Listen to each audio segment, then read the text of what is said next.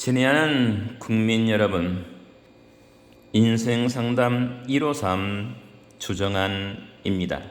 오늘은 20단 숨겨진 상처 치유의 효과를 여러분과 함께 나누고자 합니다.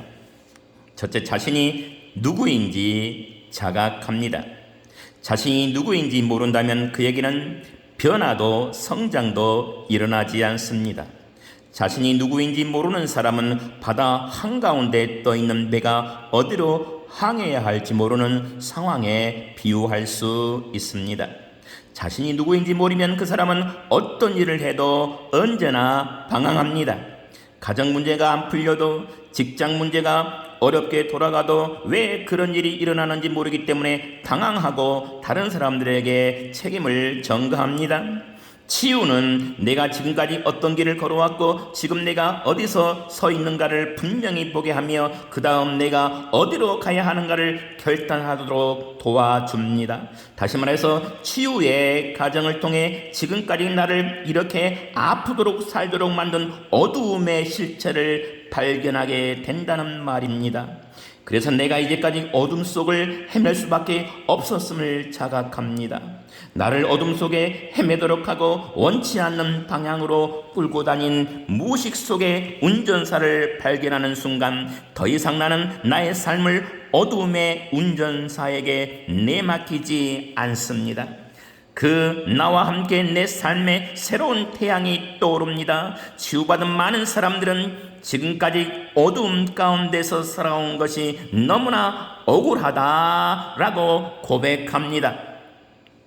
둘째, 다른 사람을 이해하기 시작합니다.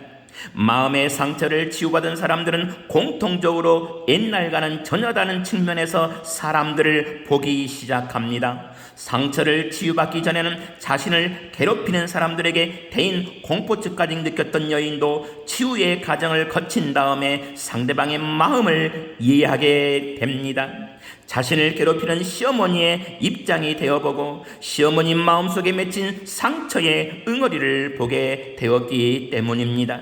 그런 상처 때문에 시어머니에게서 어린아이 같은 태행이 나타났다는 것을 알게 되면 그 다음부터 시어머니를 향한 병적인 분노도 사라집니다. 대신 시어머니에 대한 이해와 동정심이 일어납니다. 치유의 경험이 없는 사람과 치유의 과정을 거친 사람은 자신을 화나게 하는 사람 앞에서 서로 다르게 반응합니다.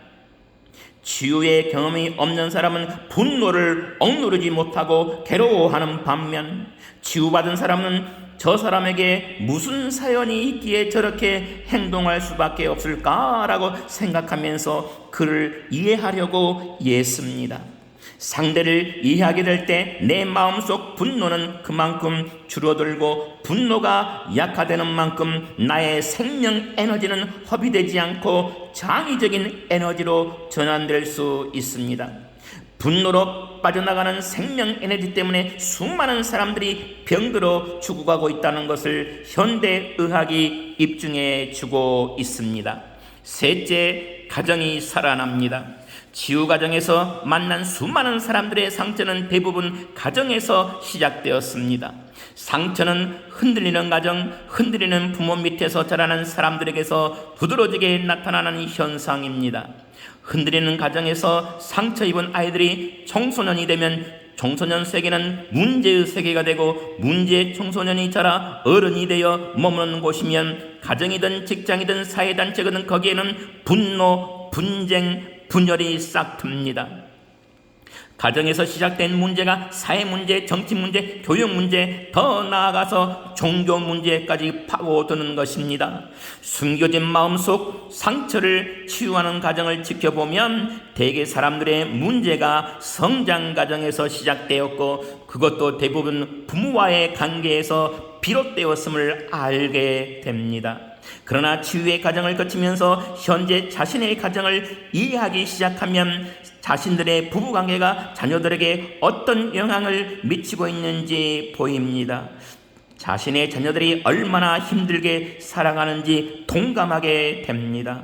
이 점을 깨달은 수많은 아버지, 어머니들이 자식들 앞에 무릎을 꿇고 통곡하며 용서를 비는 모습도 자주 목격할 수 있습니다. 그런 부모 앞에서 추후 자녀들이 얼마나 행복하고 훌륭하게 성장할 것인지는 충분히 기대해 보아도 좋을 일입니다. 마음의 상처를 치유하는 가정에서 볼 수 있는 가장 극적인 열매는 행복한 가정이 되살아난다는 것입니다. 흥미로운 것은 목회자의 상처가 치유되면 목회자의 가정이 달라지고 설교가 살아나며 교회 전체가 살아난다는 것입니다.